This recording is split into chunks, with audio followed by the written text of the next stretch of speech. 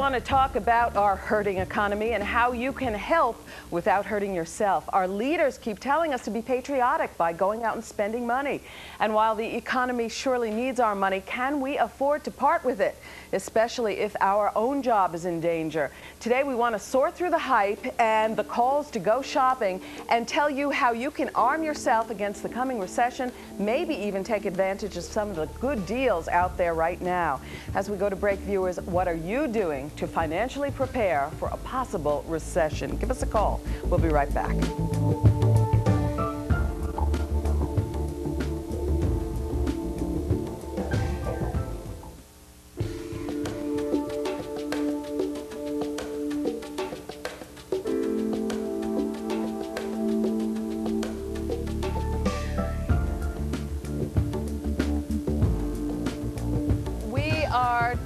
We are taking a look at folks in biohazard suits, and we are looking at, we saw Sierra there out in Las Vegas. This is NBC. You're looking at anthrax, folks. There are now 12 confirmed cases of exposure or illness due to anthrax, and the letter that was sent to NBC's Tom Brokaw, and also the letter that apparently was sent to Senate Leader Tom Daschle, both were postmarked Trenton, New Jersey, which is only about 35 or 40 miles south of here. I'm sure there will be further developments this week. We are going to come back at some point later, probably next week, and look at anthrax again. It's very, very scary stuff. Today, we are talking about smart money moves for the coming recession.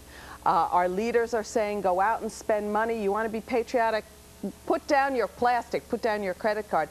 But is that a wise thing to do, given the fact that we are fast approaching a recession? You can join our discussion by calling 1-877-CN8-LIVE. And if you can't get through on the phones, please send real life an email at www.cn8.tv. In the studio with us to give us expert advice on how to financially arm ourselves against the recession, Scott Bilker is a debt management expert, author of Credit Card and Debt Management, that book. And also with us, Craig Thor Kimmel is a consumer and lemon law attorney at Kimmel & Silverman in Philadelphia. Gentlemen, so nice to see you together. Okay, so what do we do? If either you've been laid off, which is awful, but the layoffs, what are we talking about? Average number of newly laid off workers over the past month hit a 10-year high. If you've been laid off, if you're afraid you're going to be laid off, if you're holding on to your job but hunkering down, what do you do, Scott? Well, I think the first thing that we should talk about is the 1940 Soldiers and Sailors Civil Relief Act, which is for people who are called up in the reserves. If you do end up having to get called up, that law will help cap your interest rates if your income is affected. If your income goes down when you're called into service, you can cap your interest rates at 6% on your loans, on your mortgages, Really? on your credit card. Yes. Even if, so you've got a mortgage that you've had for like 10 years? That's correct. Or 7 years? And because very few people have a 6% rate at this point. That's true. It's not an automatic. Yeah. What you have to do is you have to write to your mortgage banker. You have to tell them you're going to invoke the 1940 law. And it's the Soldiers and Sailors Civil Relief Act. And you also have to show them that your income has been affected and that it's going to cause you to get paid less. And then you can get the rates capped at 6%. Okay, and that is in effect a mortgage. The mortgage, you can ask your mortgage broker. Car loan? Every kind of debt obligation. Credit card? Credit cards. My everything. goodness, I don't think we ever see a 6% rate unless we're doing one of these switchovers of our debt. That's why it's very important to find out about it. In fact, it's a lead article at my website, and something that everyone should look into if they're called up, certainly, because that would really help consumers, especially those that are fighting for our country. Okay, and that impacts everyone who has been called up, from reservists to active duty folk. That's correct. Anybody whose income is impacted by going off to our war effort. Let us remind all our viewers where they can check out that article, which is www.debtsmart.com, DEBTSMART.com. Okay. Let's talk about this general principle of spending in order to be patriotic. What do you think, Craig? Well, I think that everybody has to look at their own situation for what it is. Obviously, people who have just lost their job are not going to be interested in talking about spending money. But if you're in a secure job and you know that you'll be paid next week, next month, next year, you feel relatively secure in that, you're not subject to imminent layoff. Right. I think that it's a great idea for consumers to use this opportunity to help the economy continue to grow. But for themselves, there are a variety of strategies that they can use to make sure that not only are they helping the country, but they're helping their family. For example, if you know that you need a new car next year and your lease is up or something is going to happen, maybe you're going to sell your car, and now you can get 0% financing. Is this remarkable or what? It's unprecedented. There are several manufacturers that are doing it, and it's for reasons other than competitiveness between the automotive industry manufacturers. This is purely to stimulate sales and cause people to buy cars. It's an excellent opportunity for people to get a great car, whether they're trading up or trading down. Because let's remember, if you find yourself in a financial pinch, might be a good time to get rid of that car that's not working too well anymore and trade down to a lesser car and get 0% financing. There you go. And I heard of someone who just got this deal, a 5-year loan, 0%. Assuming your credit is good, yeah, right. You can qualify. You should take advantage of it, sure. And how about lease arrangements? What are they looking like? Are there any deals there? Not really? They're there, but they're harder to see because there's something called the money factor that Scott can tell you about. And basically the money factor is the equal to the interest rate for purposes of leases. And that's the one thing that can determine whether you're paying more than you should or you're getting a good rate. And most consumers aren't going to know how to evaluate that. If we're just talking about investing in the economy, I would say purchasing is a smarter way to go because you know what you're buying, you know what the dollar should come out to be, and nobody's playing any games with you. You can figure it out by using a calculator. Okay, what about this lease deal, though? Well, Craig is absolutely right, and you know, every lease deal that I've looked at from friends of mine and people who have written to me at my website, I've analyzed them, and it always works out to be better if you buy the car yourself. I mean, there are exceptions where if you can't get into a car because of your financial situation, you have to lease, but in general, if you're in that situation, you should probably buy a less expensive vehicle. But more than not, the lease is going to be more costly for the consumer. It's going to cost more in the end. They might not think they're going to go over the mileage and have to pay the extra dollars, but it happens to most people, and then they're stuck with the lease. They can't sell the vehicle. They have to deal with the manufacturer. It's just a big problem. I personally would stay away from a lease. The other thing to consider is under the Soldiers and Sailors Act that was discussed a moment ago, in a lease transaction, you're not going to know what the interest rate is. So to write your creditor and say, I am capped at 6%, you're going to rely upon their interpretation of what that means. You may not get any relief. Okay, what about all those poor folks who've been laid off from their jobs? We're talking 100,000 in the airline industry, 100,000 in the travel industry, and all sorts of affiliated industries. What should you do if you've been laid off? Well, everything comes down to confidence. Do you have confidence in yourself and your situation to get back on your feet, and are you doing everything you can to get there? If you feel relatively confident, I would say obviously the best advice is don't do anything until you have a good, solid economic base to work from. That's usually in the form of a new job. But if you have good prospects and you're certain that you're going to be able to move forward, this is an excellent time to not only go out and get the things you may be putting off buying already, but to get them at a price that's far more attractive than you'll ever see perhaps in the near future. So that's something to consider. You have to balance both sides. Okay, and Scott. And also, since people are getting laid off, you can just contact your creditors, tell them your situation, and they're going to work with you. Prioritize your bills, right, at this point? Oh, yes. You want to look through every single one of your bills, and of course, your mortgages are the most important because you have to live someplace. But if you just contact your creditors, every day I hear in the news more and more companies are willing to work with people so they don't lose service for their phones, they don't lose their homes. You know, everyone is pulling together right now, and creditors should work with consumers, especially if you have a good track record with the bank. Okay, I want to go to the phones. We have Greg on the line. Hi, Greg. What's up? How's it going? Okay. Well, I'm actually, I was looking for a car, and now I just thought it would be a great opportunity for me to buy a new Jeep that I wanted to buy. And I mean, I basically feel that if people were planning on doing something before the economy dropped, I think it would be at least symbolic patriotism to go and do that, but I definitely don't think they should not do something that they wanted to do, like a vacation or something like that.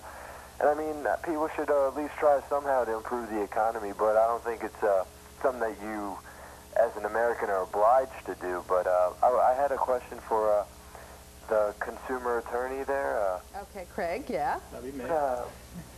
Craig, how would I actually, are there any tips you would give me on buying the car, or what would you recommend with financing or whatever? Well, first of all, you want to see if the manufacturer whose vehicle you're looking at offers the financing that's most attractive. Right now, you can get 0% on General Motors and Ford products and Toyota products. I don't believe Chrysler has joined the list yet. Chrysler also has some product issues that might, in the long run, be a concern for you. But as far as the interest rate goes, that's where the money savings is. Go with the manufacturers offering the interest rates that are cheapest. 0%, you can't get any cheaper than that. So I would say to check into the other categories of vehicles other than the Jeep. Toyota offers some great products in that way, and so does General Motors, and so does Ford, actually. So compare prices, compare the interest rates, and make sure that when you buy a car, you know that there are no hidden costs. And how do you do that? You make sure that the car you're trading in, the dealer writes you a check for. The car that you're buying is a cash price. And then as far as the financing goes, you finance it after you have the cash price in hand, and then you know that if the dealer is making money on you in a hidden way, you've minimized it by separating everything out. Okay, separate the trade-in from the purchase. Right. The more you leave it up to a dealership to think for you, the more opportunity there is for somebody to take advantage of a situation that you're coming in to take advantage of yourself. So all that money you're saving, you want to make sure that you save and the dealer doesn't save it for you and put it in their pocket. Okay, okie doke. Well, best of luck with your potential Jeep purchase there, Greg. We're going to go to break. As we do, we want to ask all of you out there, are you thinking about buying a car to take advantage of that 0% financing? Give us a call. We'll be right back.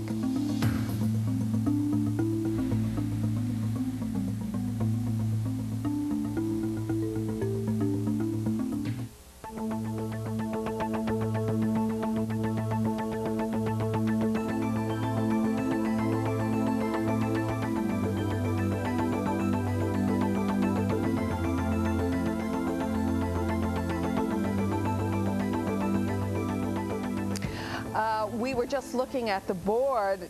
Retail sales dropped 2.4% in September, the largest drop in nearly 10 years. And of course, we all know what we were doing. We were watching television at the horrors that were unfolding before us, and nobody really felt much like going shopping. Our leaders are saying, well, it's a patriotic thing to do. Try to get back to normal. Try to start going out to dinner, going shopping for clothes, buying cars. And in fact, the car manufacturers, many of them have 0% financing deals to encourage us. That is our topic today. We are talking about smart money moves, how to arm yourself financially against the coming recession. Before we go back to our discussion, though, I want to let you know about a special live telecast. It will air exclusively on CN8 this Friday, October 19th. The Alliance of Neighbors benefit concert will feature, look at that, Bruce Springsteen, John Bon Jovi, and many others in order to raise money to help aid the families from Monmouth County, New Jersey, who were affected by the September 11th terrorist attacks. You can contribute additional funds by calling a toll-free number during the show or through allianceofneighbors.org. Lots of helping efforts going on out there. I think I heard a figure today. $900 million have been raised, but haven't gotten to the families yet. We're going to talk about that next. With us in the studio, Scott Bilker is a debt management expert and the publisher of Debt Smart magazine. Craig Thor Kimmel is a consumer and lemon law attorney at Kimmel and Silverman in Philadelphia. And that's what I heard today, like almost $1 billion. You know, Americans have opened their hearts and their wallets to help those who have lost loved ones and sources of income as well in the disasters of September 11th. But the money hasn't come through yet. What do you do while you are waiting for the dust to clear, for probate to clear, et cetera, when you've lost your main source of income? Well, there's a lot of things you can do as far as right now contacting organizations that you've been involved with, and there's many that are willing to help people, and like you mentioned, so much money's been raised right now. But when you talk about, say, investing more in the economy and building the economy back up, there was a lot of advice initially to buy stocks to keep the stock market high, but that's bad advice. Because we don't want to buy stocks. Because it doesn't really go to help the country. The stocks are owned by regular people, and people are just going to make money when the thing drops again. So truly the best thing you can do if you want to do something patriotic with your money is to go about your life and spend normally, and fly if you want to fly, and go and take that vacation. And but as you mentioned, you know, people aren't buying things because they're not flying to places to stay in hotels and go on cabs and everything we used to do. And you also said we're glued to the television set all the time, around the clock, to find out what the latest is. And really, I don't feel like shopping, and I'm a real shopaholic because it's just, it seems pointless. And I know that's an unpatriotic thing to say about shopping, but it really seems pointless. I wonder how Christmas, when the Christmas and the winter holiday season comes, how retailers are going to sort of bring us back into the fold. I think that there's several steps in the process of healing ourselves as a nation. The first one is we've given freely as Americans to the people who need it most, and that is not only the right thing to do, it's something that as Americans we've always done for each other. But the second step is to make sure that we believe in ourselves and we believe in our future, and that includes recognizing that you have certain needs and desires as a consumer that are necessary not only for your own family, and maybe not so necessary, but also necessary for the economy. Business travel has gone down, no doubt why. Hotel stays have gone down, no doubt why, and conventions have gone down, we know why that is. But consumers are the broad base of America, and if consumers don't lose sight of the confidence they have in their own country and can keep that going, then the country can not only survive but thrive. And that really was a missing ingredient even before September 11th. Consumers were losing confidence in what it was that they were doing on a daily basis. A few years ago, we were talking about technology stocks making millionaires out of people who made $10,000 investments. The reality of that, combined with the recent events, is really making people think more reflectively about what they're going to want out of the future. And I think it's a lot of bad things coming together at once. But in my view, the smartest thing to do is to invest in our own future, because we have confidence as Americans that we're the best nation in the world, and we will survive and we will thrive. If we don't, then the businesses that are cutting back on their travel expenses and their expenditures, and the other issues that are going on in the world are really going to predominate in our minds, and the consumer is going to get a claustrophobic effect as far as taking out their wallet and spending their money. Okay. We want to go back to the phones. We have Pat on the line. Hi. Hi.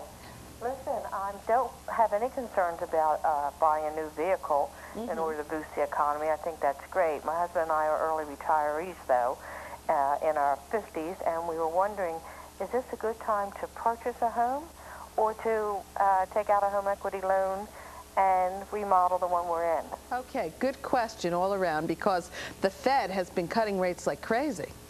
Right, well, the mortgage rates are really reflected in the 10-year rates. But mortgage rates are down. A 30-year loan is now going for about 6.25%, and adjustable rate mortgages are about 5.13. So if you're going to buy a home, you're certainly going to get a great rate right now. If you're going to take a second mortgage, you really have to think about whether you want to put your home at risk for whatever you want to buy. Well, they're talking about doing home rehab. Okay, well, for fixing up your home, if you're going to use a refinance, then you certainly can get a great rate now. Rates are at an excellent position. Yeah, really remarkable. Pat, are you still there? She's not there. Okay, I was going to ask her about her retirement portfolio. But anyway, we'll go next to Barry. Hi. Hi. Yes. I don't think that this is necessarily the time to run out and buy an automobile unless you actually need one, because you would have done it anyway. And I don't even know if maybe you should slide by. When we get into historically conditions like this, the government has to raise money, and it does it two ways. Either raises taxes, and that's politically not always the best thing to do. So what they do is they inflate the currency, and which is the greatest robber we can know of value. But when that happens, you're trapped, because prices will go up, and if you don't have enough money, you won't be able to buy the things you used to be able to buy, much less be able to maintain maybe the house you have or the car payments you have. So if you retain your cash and you're in a position to pick up the buys when they happen, then the best way to build wealth is buy low and sell high. So, I mean, I would start looking, if you wanted to buy a house, I'd start looking about next year to 18 months when you have people who haven't been able to find their work and are having to dispose of their homes, their home at a discount. The fact that there's no interest rate now doesn't make something a good buy if the base price of it is higher than it should be. And I'm going to tell you, I live in Moorestown, and you know there are too many houses in this town which are $300,000, $400,000, $500,000, $600,000 to $1 million, and those pricing will come down in the near, not too distant future, we'll say. Well, I think actually your point is very well taken, Barry, that we have not yet seen the softening in the real estate market, but inevitably we will. I couldn't disagree with the caller really? more. He has so? some sound thinking, but I disagree for this reason. Real estate, we were just talking about this in the green room, real estate historically doesn't go down at all, it goes up. Interest rates historically. Well, I've been through a downturn in the real estate market. Maybe you're not indicative. Bought a house for $270 and sold it for $189. There was a point in the market, it's certainly in North Jersey, where the market went way up and then it corrected. You know, it's always a bet. If you could see the future, then making the decision today would be very easy. Yeah, but you don't think the real estate market's going to soften? I think it is going to soften, but I think that whereas before it was a seller's market, it is definitely now a buyer's market. And when you add that factor of the mortgage rates into the mix, you can't just look at purchase price. I think that's part of Scott's message. You can't just look at what appears to be obvious. You have to look underneath that. The interest rates save you more money each month over the maybe 5 or 6 years than what you're thinking of saving 3 years from now when you hope that the market will be softer and easier to purchase a house. Yeah, I think Craig is exactly right on. It's a great time to buy because you can never really predict the whole market of real estate, and historically is higher, plus the rates are very low. So you're going to get a good financing deal. I mean, you have to think about how much more you can pay to make up for the difference in the lowered interest rate. Right. You may be able to afford more house because your monthly nut is going to be Or you can say, more. say in 2 years rates are 2% higher, but the houses are 10,000 less. You're still paying more for the house. So you really have to figure it out, and it's a bet. You have to guess. What do I think the market's going to be at? What do I think the house is going to be at? If you're right, great. If you're wrong, then you were wrong, and you can't see the future. I would buy real estate until I was exhausted of all funds right now. I think it's that kind of a buyer's market, especially at this interest rate. If I'm buying... the interest rate's fabulous. Yeah. We're talking 6 1/4, 6.5. I'm going to go back to the phones. Joe, hi. Yeah, hi. I happen to be buying a piece of real estate right now, a house. God bless you. Primary residence. But I guess that's fortunate for me. But my real subject to call about is all the gloom and doom that all the talking heads are putting out all over the media.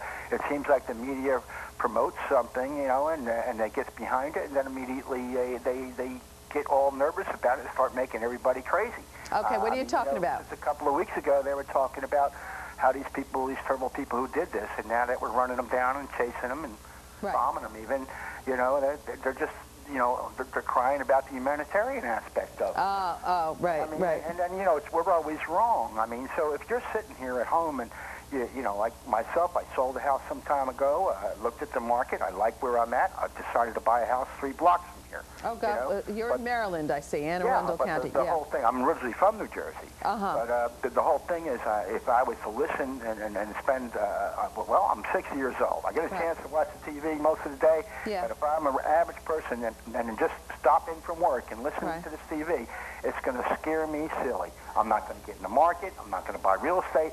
I'm not even going to think about buying a car. I'm going to see how all this pans out, you know. And if I'm one of these guys that can go out there and think he can make money in the market, you know, on the situation, I might get fooled. So I'm not going to even do that. Okay, so he's media bashing, and you're allowed. You're allowed, Joe. We have to go to break. As we do, we want to ask all of you out there, are you thinking about refinancing your mortgage to get a lower rate? Give us a call. We'll be right back.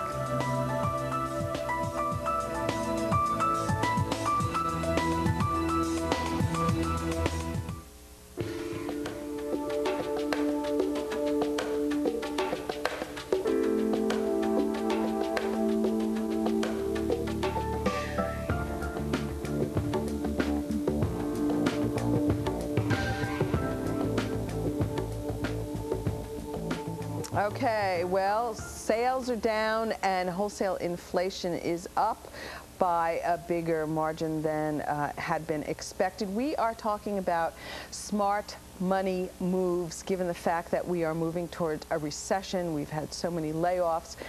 This was coming sort of before the September 11th attacks, and the terrorist attacks certainly exacerbated the effect. You can join our discussion by calling 1-877-CN8 live. If you can't get through on the phones, send real life an email at www.cn8.tv. With us in the studio, we have Scott Bilker, who is a debt management expert and author of the book Credit Card and Debt Management. Also with us, Craig Thor Kimmel, who is a lemon law and consumer attorney at Kimmel & Silverman in Philadelphia. And very quickly, we talked about this before, but I just want to mention it again for any of you out there, reservists who are being called up. You're leaving your family, you're going abroad, overseas, you're helping with the war effort. There are certain financial relief moves available to you. Okay, first one, you may have reduced interest rates. Scott Bill, you were saying that under this 1940 law. Yeah, the Soldiers and Sailors Civil Relief Act. Yeah. You can have your interest rates capped at 6% if you meet the requirements. So it's very important that if you're a reservist that you look into that act and learn everything you can about it. Okay. Second thing, you can get protection from eviction in some cases. If your rent's less than $1,200.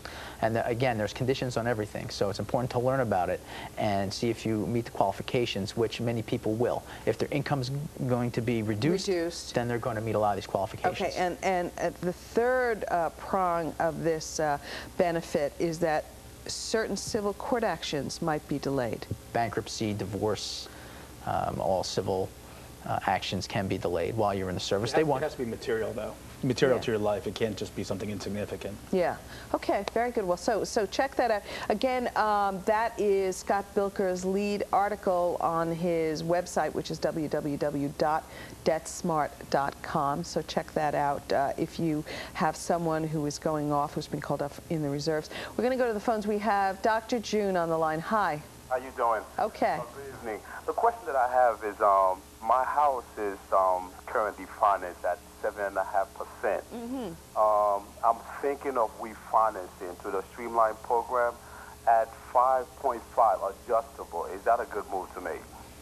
Well, again, you know, when you're going to refinance, it sounds like it's going to be a good move, but you have to, again, you have to decide what you think the future holds. If you think rates are going to go much higher and you have an adjustable rate mortgage, that it might cost you more in the future. It'll certainly save you money now, and you always have to look at the cost of doing the refinance.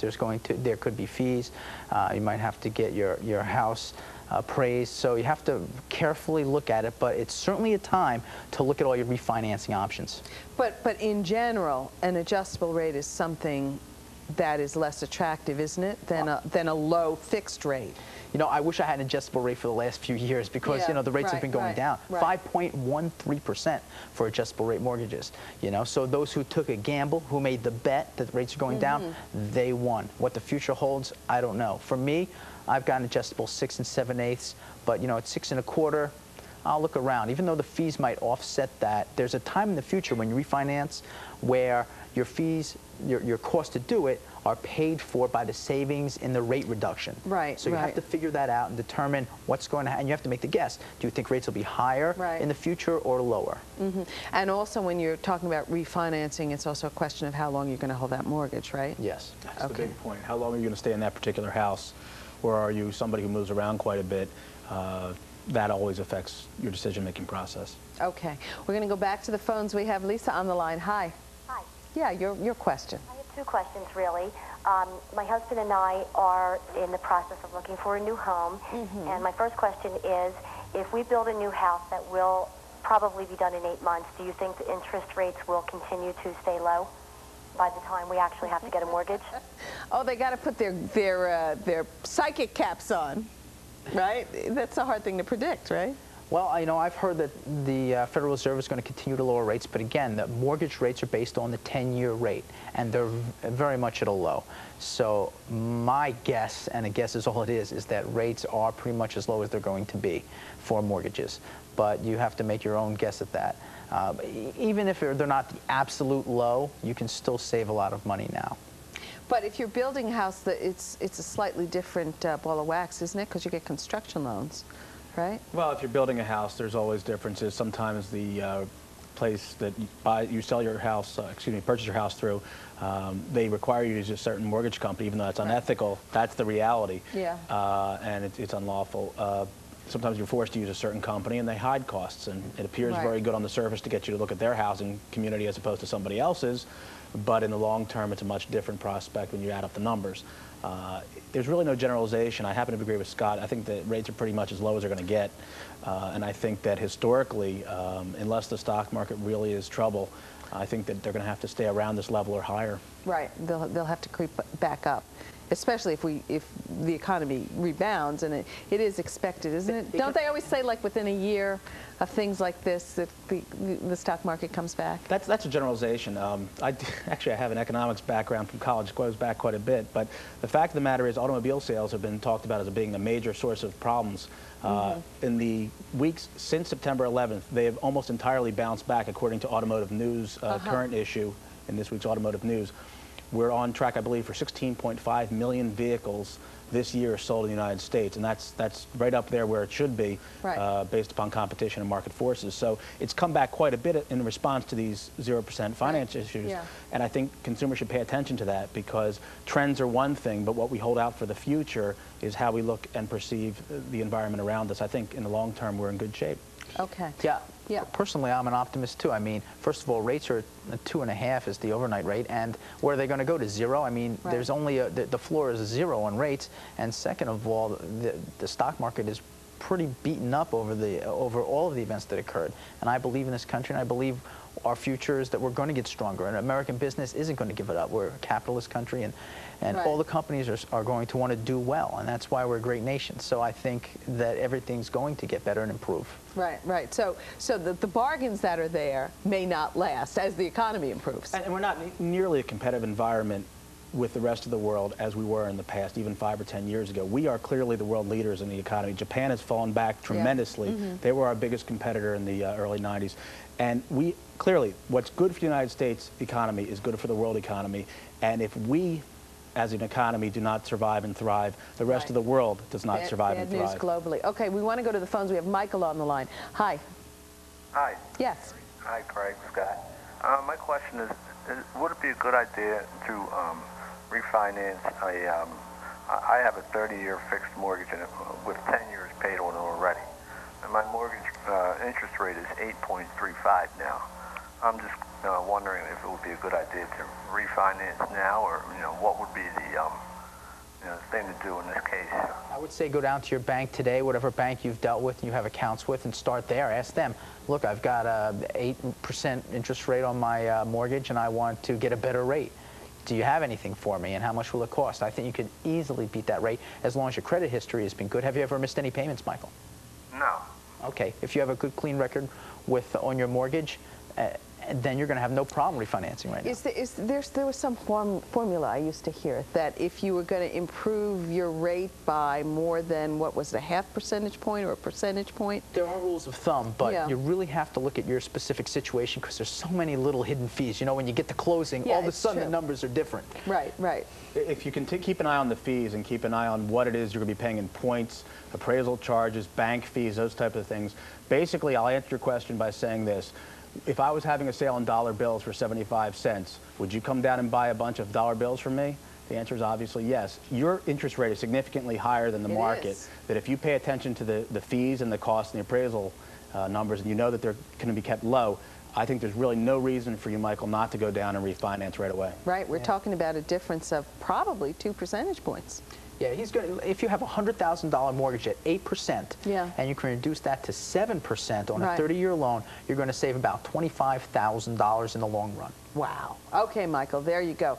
It's probably worth calling the bank and seeing whether you can refinance. As we go to break, we want to ask all of you out there, are you thinking of cutting back on spending, or are you going to spend more on Christmas gifts this year?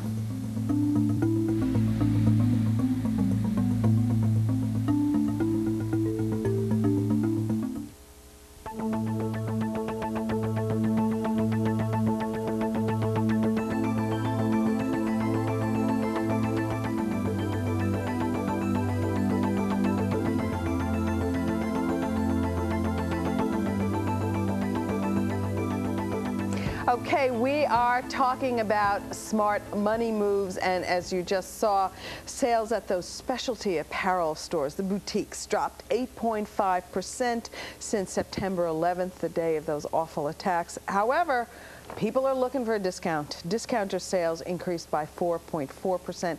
Today we are talking about how to arm yourself financially against the coming recession. With us in the studio, Scott Bilker is a debt management expert and the publisher of Debt Smart magazine. Craig Thor Kimmel is a consumer and lemon law attorney at Kimmel and Silverman in Philadelphia. Okay, I want to talk to you, Craig. We were talking about this during break.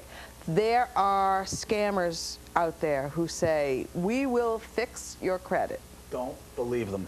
Okay. It's a very popular technique right now to get people separated from their money for a fee. They'll tell you if your credit's bad, if your credit's good, if you have one problem, many problems, if you deserve the negative credit history or not, they can fix it for a small fee.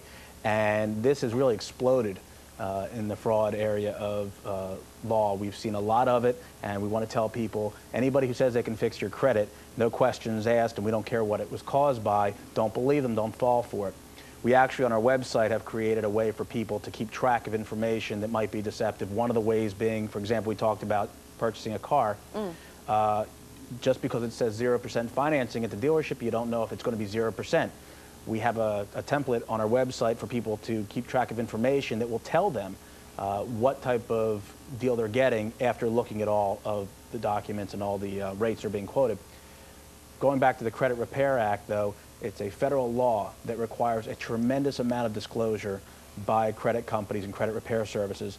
Most of them can't meet the burdens of that law, and their fraud is a fraud in the making, and the fraud in how they deal with people is to take your money and run and give you no services. So if you want to repair your credit, how do you do it? There are some firms that will do that, law firms I'm speaking of. Lawyers have not only an ethical obligation, but a legal obligation to you. They're not just somebody who opened up a shop to say, you know, free credit repair service. These are people who are actually doing a job because the law also requires the manufacturer or the credit reporting agency to pay the attorney's fees if there's a mistake. An attorney can collect a fee, a credit reporting or a credit fixing company can't. So if you go to a lawyer that specializes just in credit repair issues, and they're one of the better ones, if it's legitimate, you can get your credit repaired. If there's a mistake in your credit. And you can do it for free because the attorney's fees must be paid by the credit reporting agency that makes the mistake. Okay, that's a good deal. We are going to go back to the phones. We've got Betty on the line. Hi. Hi, how you doing? I'm fine, thanks. What's your question? Yeah, I want to know where's the best place to go to refinance? And my second question is it good to include your property tax? Is it good to include what? Property tax. On your property? Okay, in your mortgage calculation? Yes. Okay. Okay, when it comes to refinancing your mortgage, the best place to start is the place you've banked with the longest. I mean, if you have a relationship with your current bank, go talk to them first. You can also try the Sunday edition of your local newspaper. They list a lot of banks and rates. Also online, you can do a lot of searching for good rates. But start with your local bank, see what kind of deals they have. They certainly have something going on. They have some kind of package for you, and see how much it's going to cost. Now, what do you think? I know that some websites and some organizations on the internet say, you know, plug in your figures and you know, we'll have all these mortgage brokers come to you. Yeah, do they work? Yes, some do, but not all of them might have affiliations with banks in your state. So it's really best to start in your backyard with this stuff. And let's remember the opportunity for fraud is there. When you plug in personal information over the internet, the opportunity for somebody to grab that information and use it, whether they're in the intended person you're sending this information to, or somebody who's grabbing it from you on its way to where it's going, you're taking that risk over the internet. I actually love using the internet, but I would be very wary of getting my mortgage through it. Okay. Yeah, that's a very good point. In fact, information theft and ID theft is up tremendously. There's people out there actually taking advantage of Americans trying to donate money nowadays, and they're stealing their identity and actually trying to open loans in their name. So you have to be very careful of that. In fact, if you suspect that someone's trying to open a loan in your name, you really have to contact the 3 major credit bureaus and put a watch on there to make sure you're contacted. Okay, very good. All good points. We're going to go to the phones. We have Dottie on the line. Hey, Dottie. Hi. Hi. How are you? Okay. Good. They've kind of answered all my questions. Oh, well, what were you asking about? What are you interested in doing? About refinancing my home. And how long have you lived there in Toms River? About 4 years now. Okay. And I was just wondering, because my mortgage rate is 8%, and I thought that, you know, I could do that. And then, again, I wanted to know about debt consolidation. These things you see on TV? Right, right. Are they really, do they really work? Okay, and there are a couple of things going on here. What's your debt load on your credit cards? About $12,000. Okay, that's a lot of money. Yeah. That's a lot of money.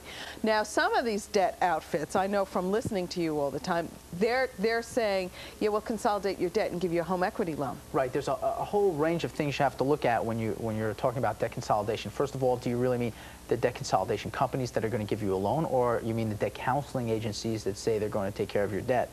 And as far as rolling your debt, your $12,000 debt, into your mortgage, that could be dangerous, because now you're putting that into a secured loan with your home. Now, that's fine as long as everything's stable in your financial life, but if you're having trouble right now, what you would do is take that unsecured debt, which you may be able to get rid of if you came into a bankruptcy situation, and now securing it with your home. So you have to really weigh things out in your financial life to determine what to do. And if you want to use credit counseling and it's not a consolidation, then you have to be careful there, because those companies report the fact that you're working with them into your credit report and your credit history, and other banks are going to look at that as maybe like almost as bad as a Chapter 13 bankruptcy. Right, so like a pre-bankruptcy. And let's not forget the fact that depending on how long she has had this debt on her credit card, she may not be an attractive mortgage applicant for a bank. Yeah, that's true. That's something that very much gets, I don't know where her yearly income is, but if her debt is approaching double digits in comparison to her wages per year, I would think her biggest problem is getting her debt, her unsecured debt, eliminated as fast as possible, and perhaps putting the mortgage a little bit in the background until that occurs, because you're going to pay charges for the mortgage change that you're trying to accomplish. You can pay fees. That money can be better spent on the high interest rate loans for the credit cards. Okay. Paying down your debt. We're going to go next to Jesse. Hi. Hi. Yeah. How are you? Fine, thanks. I was wondering, we presently have a construction loan going on. And I wanted to see, when it turns over into a real mortgage, presently we have 7 3/8. Will they give us, or do we have to ask or what, to get the lower rate? Okay, how does that work? When you go in for, because construction loan, you get it in pieces, depending on what stage of the construction you're at. But when it's finished, then you go for a conventional mortgage based on the value of the home, right? Most banks will sell, unless it's a large bank, most of the community banks will sell the loan to a bigger company after it's finished construction. The company that they sell it to would be the one you want to deal with, probably in the way that Scott said a few moments ago, going to them and approaching them about a change. You have to look at the contract that you signed with the bank and what rights and obligations you have to them through the end of the loan. And at that point, you'll know better what your options are. You don't want to refinance at the end of the loan only to refinance again because it's now been sold to another company at a higher interest rate. Right, right. But hopefully you can do better than 7 3/4 if you're completing the house soon. Yes, and again, very important, you know, to read that loan contract all the time, because, you know, that's, you know, a lot of people just glaze over that stuff and sign. Oh, yeah. And it's so important to read it, and if you can't, you should bring it to an attorney to read. You need to have an idea of what the escape charges are. Escape charges I'm referring to as, what does it cost you to get out of this deal? To get out of so that you don't have to continue the construction loan into the mortgage with the same company. Right. You want to be competitive when the construction loan's done. Now would probably be a good time to approach your bank and say, look, I'm looking at mortgage rates changing dramatically. Yeah, right. What are my options? And get a letter from them as to what your options are and idea. choose. Okay, very good. We are going to go to break. We will be back to wrap up, so give us a call. We've got a few minutes left in show.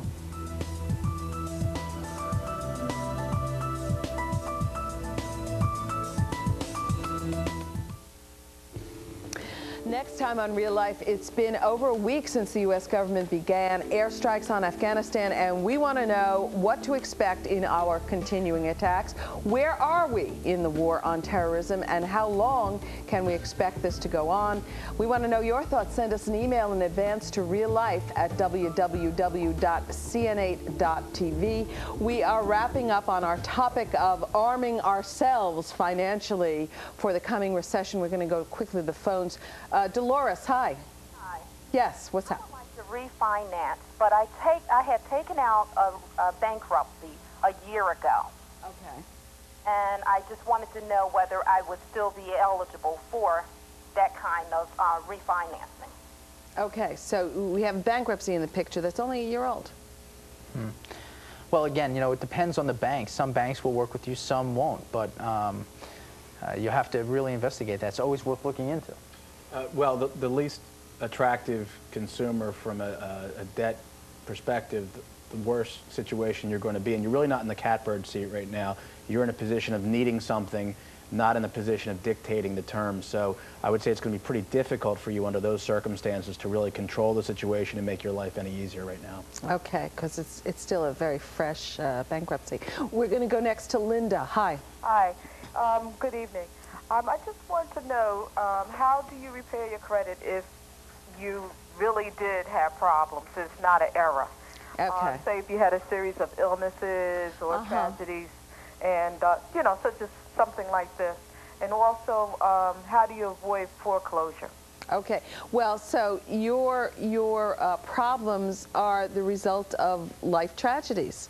So that's an explanation. Yeah, it's an explanation, but you know, if you have some things that are real errors, I mean, if you were late, you were late, and there's nothing that you can do to remove that fact. But if you've had some trouble, you can get your credit report, look for errors. If there are errors, you can you can have them corrected, and also you can also add your side of the story to your credit report. And that gets attached. Right. Or which helps. Yes. Right? Mm-hmm. Or you can see an attorney to have the attorney take care of things. Approximately, I believe it's 100 words you're permitted to respond to any negative debt reporting to your credit report. And also, the best advice I can give to the caller is start today to pay every debt on time, even pay it before it's due, and in about a year or so, I know it's a long time, you'll start to see things easing up for you as far as what offers are available for credit cards, for loans, and for the interest rates. Your credit score is going to improve a little bit more each and every year that you do this.